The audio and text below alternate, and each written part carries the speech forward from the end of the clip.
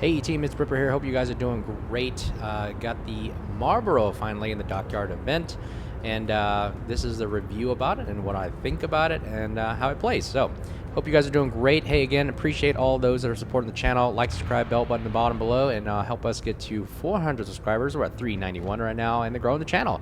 Love talking about ships and having a great community time and having a blast doing it as well. So, what is the Marlborough? The Marlborough is pretty much a mini Conqueror. If you don't know what that is, Conqueror is a tier 10 tech tree line, which basically does what you're seeing right now. Right there is a shotgun blast of HE to the face.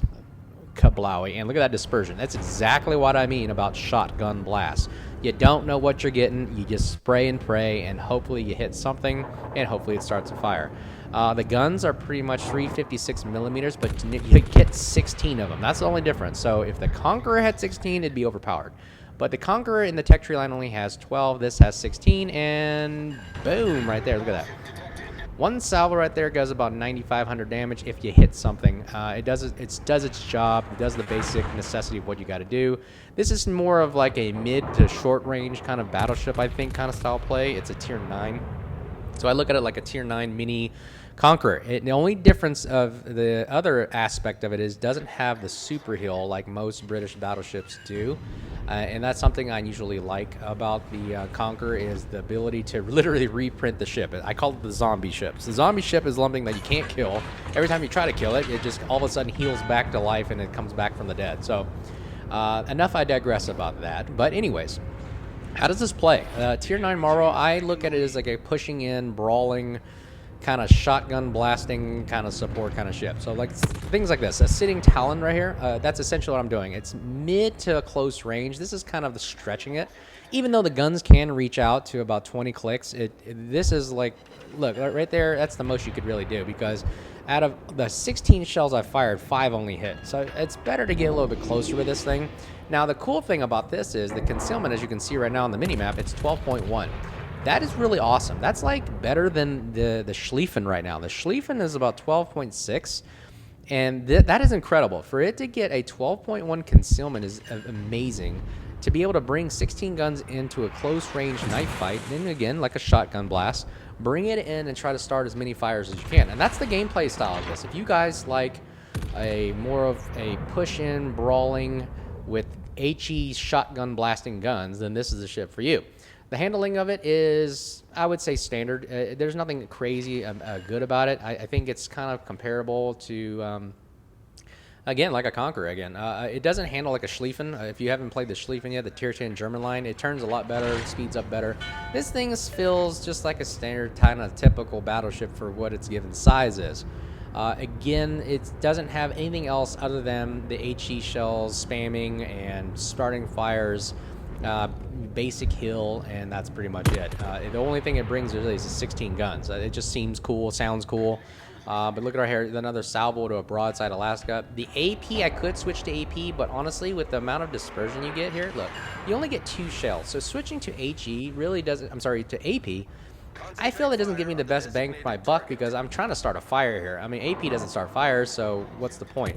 I want to start fires to get that extra bonus damage that you get just from starting it and just letting it burn while you're reloading. Watch it hit right here, the Talon. Kablammy! Well, look at that. He is off the map. RIP back to 40, and that is some of the cool aspects about this ship. I would think that's roughly around a 14 to 15 kilometer shot right there. So that's what you're getting with this ship. I mean, it's hit or miss. RNG, you know, gods have to play around with you there, but that's what it's really designed for. The cool thing about this too, the reload is really, if you build for it, you can get it down to about 21-ish seconds. Which, watch on the next shot here, you'll see the reload, and that's without adrenaline rush kicking in that much. That is just the full build I could do with the guns, no range. I mean, the range is good for what it is, but you're not getting anything out to 20.9 kilometers. So look at that reload.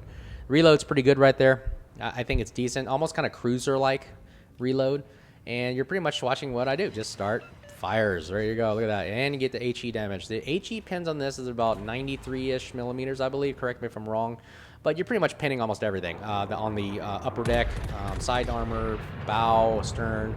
You're pretty much penetrating everything with this HE, so no need to build IFHE. I tried to put IFHE in. I think you get about 110 plus millimeter damage, but that's overkill. You don't really need that. You pretty much can pin almost everything on the map here. So that is the build of it. And now let's just watching the tactics and the gameplay and the game style of it. So you notice I'm not really pushing in. I see a Fletcher there in front of me, so I have no hydro, have nothing to really help me spot it. It's just really just the build that I have at the beginning you saw is just for torpedo, increase the torpedo detection, and that's about it. And I'm really just pushing in, kind of slingering to cap the point, and then I'm going to get out. I'm not really going to chase anybody. You notice the speed doesn't warrant that. Every time I turn and take at least a few knot hits there, and I'm turning back around. But the turning radius is okay. It's not bad. And again, standard battleship with the turret traverse is, again, standard as well. So everything about this ship is pretty much just average. Is there anything cool or gimmicky about it? Not really. It's just 16 guns of just sheer HE mayhem spamming. And that's all I'm doing. I mean, it doesn't matter how far out they go. I'm still going to fire a shotgun blast, and hopefully I get one, maybe two, 5 shell hits there, and no fire. But the fire chance, like I said, is about 26%, so you're getting about a quarter chance on the shells you get. Not bad. But you notice we're going to just take a quick pop shot right there, and this is all we're doing. We're just taking quick shots out. Seems kind of like boring to me, kind of gameplay. Just sitting here waiting for reload, just sailing around. And boom, we get one nice little shell in that back end there, and he's pretty much done ski. So there he goes. There's Massachusetts goes down, and we are now, 11 and a half minutes in the game, left in the game, and we are, I would say, up advantage here, and they only have about 7 ships left. I noticed the Petro is pushing into the middle, and they're, yep, we got the rune signaling, and that's where we're heading right now. So we're going to go ahead and push back towards the middle. Again, this is a mid to short range kind of style gameplay to me. And I'm really just lingering in the middle to the back and just trying to help support the caps. That's really it. I mean, this doesn't seem to be very good at pushing. The secondaries on it, you notice, are, and I'm a secondary main kind of guy. I don't see any kind of advantage to these secondaries. They don't really build out too much. I think the base is out to 7.5 or 7.9-ish, something like that. But it really doesn't give you anything. And I've even been, like, literally next to a druid, and literally the secondaries were just kind of like having practice at it, trying to figure out how to shoot the gun at it. It just seems like the gunners are just worthless on this thing. So again, this thing is a supporting tier 9 kind of style battleship, probably good for maybe the ranked season, or sorry, I think the next ranked season coming up, where you have to progress from tier 6, tier 9, tier 10. This would probably be a good ship to have for that, but other than that, not much. There's a fire on the Petro right there. Again, this thing is really good at starting fires. Again, it's a mini Conqueror, except for the fact that you don't get the heal. Turning away right now because we don't want to show too much broadside. Again, the tactic right there. Petro fires at us. See how much damage he takes off of us. About 3k, not bad.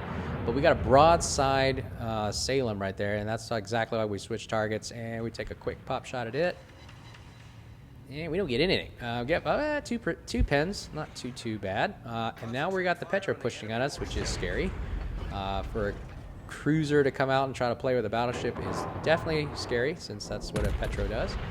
Fire a good shotgun blast to the face right here, and boom, 1,500 damage, 1 pen. Look, the RNG on this thing is awful. Boom, finally get one, and Cunningham's perks off, if you will. And we get an extra heal and everything like we needed it. And look, you notice our health pool is about 76,800 damage. Probably okay for a tier 9 style gameplay battleship. This rivals the Schlieffen. The Schlieffen is just around about this HP pool as well. And it's tier 10. Take another quick fire shot right there at the Salem, and we get 1 pin. Again, this is really wonky shells. I mean, you notice how like 16.5 kilometers, 15, that's pretty much like standard cruiser-like range. And even then, we can barely just get anything on target. But again, the concealment's amazing. I mean, you can push into this thing really good. I think it was designed for really good brawling. We fire a little wonky shot. I don't know where those other shells are going. And we get a fire at least, but hopefully this last salvo, again, another 8 shells come in, and boom, RIP, back to 40, and we have our 3rd kill of the game. About 70,000 damage right now in the game, and we are pretty much cruising along, supporting Bravo Cap. We've only got about 8 minutes left in the game. They got 3 ships left. That's pretty much the game right there, if you want to call it that. Nothing really happens here after that. We're just sailing and just trying to shoot the Kremlin. But my thoughts on it, since it's free, I recommend you guys just grind out the missions and really just play. If you just play the game, you have think about another 20-ish days, maybe less, to get this thing in the dockyard event. If you want to pay doubloons, you can. You don't have to. You can grind it out like I did. I didn't pay a dime for this thing. I think it was just me grinding it out and just doing the basics to get it to where I just happen to use a lot of flags. There's a nice shot on the Kremlin there. Again, it pins almost everything, even a Kremlin.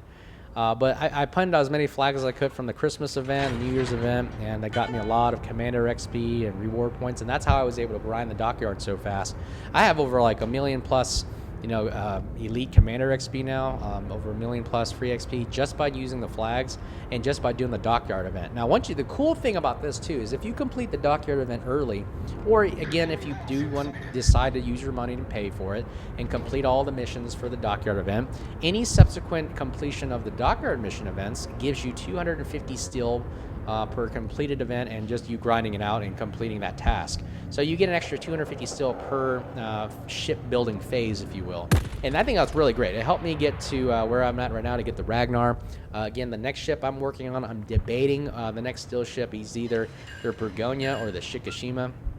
I'm thinking that's probably something I'm thinking about to grind out and maybe achieve, but yeah, it's a big what if, because do I want the Stalingrad, which is like a laser beam cruiser, or do I want the so-called Shikishima with big guns? I mean, big guns all around, good ships. Now look at a nice broad shot right there. Boom, 7,000 to 8,000 damage, and it's starting to fire. So again, this is the probably sweet spot range you want to be in right now. You'll probably see Kremlin take a shot at us, and boom, he's out of the game. But I don't know if he took a shot at us. But either way, he did take a shot at us, we do absorb damage pretty well. You notice how high our board is right there, and it's pretty ridiculously high. And yeah, not too high for my comfort, but it's kind of like Vermont style plating, so someone could take a nice broad shot to you as well. But if you guys like the video, like, subscribe, hit the bell button. Appreciate all those that are supporting us to the channel. We're growing like a wildfire. Like the community. I love the comments you guys are giving me. It's really awesome. Even the constructive criticisms, because it makes us better. And again, the build is at the beginning of the video.